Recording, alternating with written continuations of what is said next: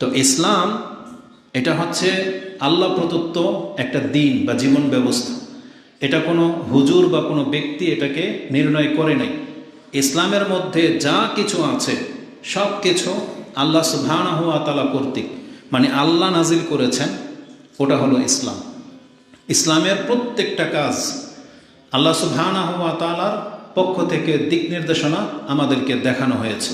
মুসলিম হিসেবে আমাদের নিজের ইচ্ছা মতো চলার কোনো অধিকার নাই। কারণ একজন ব্যক্তি যখন নিজেকে মুসলিম হিসেবে পরিচয় দেবে, তার মানে সে যেন এই কথা জেনে এবং মেনেই নিজেকে মুসলিম বলবে। সেটা কি? যখন বলবে যে আমি মুসলিম, তার মানে তাকে তার ইচ্ছাটাকে আল্লাহর কাছে দিয়ে দিতে হবে। তার মানে তার এই প্রাণ, তার এই দেহ এখন আল্লাহর অর্ডার ছাড়া, আল্লাহর ইচ্ছা ছাড়া চলবে না। মানে আল্লাহর কাছে যেন আপনি এই কথা বলতেছেন যে আপনি আমাকে যা আদেশ করবেন আমি তা মেনে নেব, যা বলবেন তা পালন করব। এই কথাটা যারা মেনে নেবে তাদেরকে মুসলিম বলা হয়। যেমন ইব্রাহিম আলাইহিস সালামকে আল্লাহ বলেছিলেন আসলিম, কাল আসলামতু লিরাব্বিল আলামিন, আমি আমার রবের কাছে আত্মসমর্পণ করলাম। তাকে যা বলা হয়েছে তিনি তাই করেছেন। এটার নাম হচ্ছে ইসলাম। মুসলিম ওই চরিত্রের হতে হবে। কিন্তু বর্তমানে আমরা মুখে তো বলি মুসলিম, কিন্তু আমরা অধিকাংশরা ইসলাম পালন করি না। দেখা যাবে যে আমাদের জীবনের মাথা থেকে পা পর্যন্ত বিচার করলে, খুঁজলে দেখা যাবে যে ইসলামের অনেক কিছুই আমরা পালন করি না। শুধুমাত্র মুসলিমদের ঘরে জন্ম হওয়ার কারণে আমরা নিজেদেরকে মুসলিম বলে দাবি করতেছি, কিন্তু ইসলাম আমরা পালন করি না। তো এইভাবে জেনে নাও, ইসলাম পালন ব্যতীত মুসলিম ঘরে জন্ম হলেই নাজাত পাওয়া যাবে না। ইসলাম পালন করতে হবে। আর পৃথিবীতে জন্ম যে কোনো ঘরে হয়ে যেতে পারে। হিন্দুদের ঘরেও হতে পারে, খ্রিস্টানদের ঘরেও হতে পারে, বৌদ্ধ ইহুদিদের ঘরেও হতে পারে। কিন্তু যখন একজন মানুষের কাছে বিবেক চলে আসবে, তার কাছে যখন ইসলামের মেসেজ চলে যাবে যে ইসলাম বলে একটা ধর্ম আছে, মুহাম্মদ সাল্লাল্লাহু আলাইহি ওয়াসাল্লাম বলে একজন রাসূল পৃথিবীতে এসেছেন, যার কানে এই কথাটা পৌঁছে যাবে, তাকে ইসলাম গ্রহণ করা ছাড়া নাজাতের আর কোনো পথ নাই।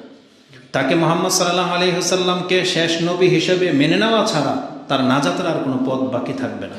রাসূলুল্লাহ সাল্লাল্লাহু আলাইহি ওয়াসাল্লাম থেকে স্পষ্ট ভাষায় তিনি বলে দিয়েছেন, এমন কোনো ব্যক্তি নাই আমার উম্মতের মাঝে, সেটা ইহুদি হোক অথবা নাসারা হোক, যার কানে পৌঁছে গেছে আমার নাম বা মুহাম্মদ এই শব্দটা পৌঁছে গেছে, সে ততক্ষণ পর্যন্ত নাজাত পাবে না যতক্ষণ পর্যন্ত সে আমাকে নবী হিসেবে মেনে না নেবে। এটা হচ্ছে নাজাতের পথ। অতএব আমরা মুসলিম হিসেবে সেটা মেনে তো নিয়েছি, কিন্তু তারপরেও আমাদের এটা হুজুর হিসেবে না, এটা মুসলিম আমরা এ কথা বলবই এই সেন্সে না। বিষয়টা এখানে দুইটা।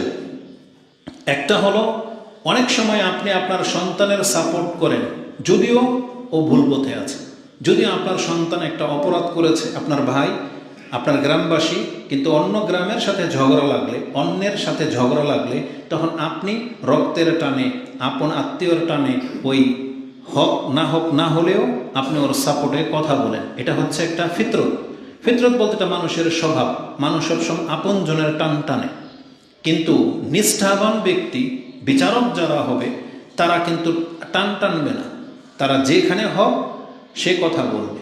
তা আজকে মেম্বরের উপরে দাঁড়িয়েছি ইসলামের পক্ষে কথা বলতে হবে এই জন্যে না, বাস্তবিক অর্থেই ইসলাম হক নাকি হক না সেই ভিত্তিতে আপনাকে কথা বলতে হবে, মুসলিমের রূপে না।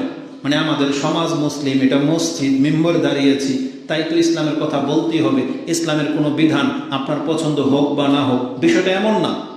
আপনাকে বিবেক দিয়ে ভাবতে হবে যে ইসলাম কতটা সঠিক, এটা বিবেক দিয়ে ভাবতে হবে।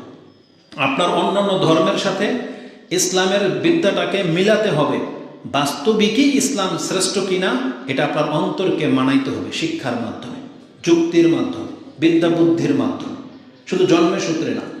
এটাকে আপনাকে জ্ঞান দিয়ে প্রমাণ করতে হবে যে বাস্তবিকই ইসলাম সমস্ত ধর্ম থেকে শ্রেষ্ঠ, সমস্ত ধর্ম থেকে। যদি আপনি মেনে নেন কোরআন আল্লাহর কিতাব, যদি এটা আপনার অন্তর থেকে মেনে নিয়ে থাকেন, তাহলে অন্তর থেকে মানার কারণে আপনি কোরআন থেকে শিক্ষা নিতে হবে যে কোরআন কি বলে। কোরআন যেটা হক বলবে আমি সেটা হক হিসেবে মেনে নেব।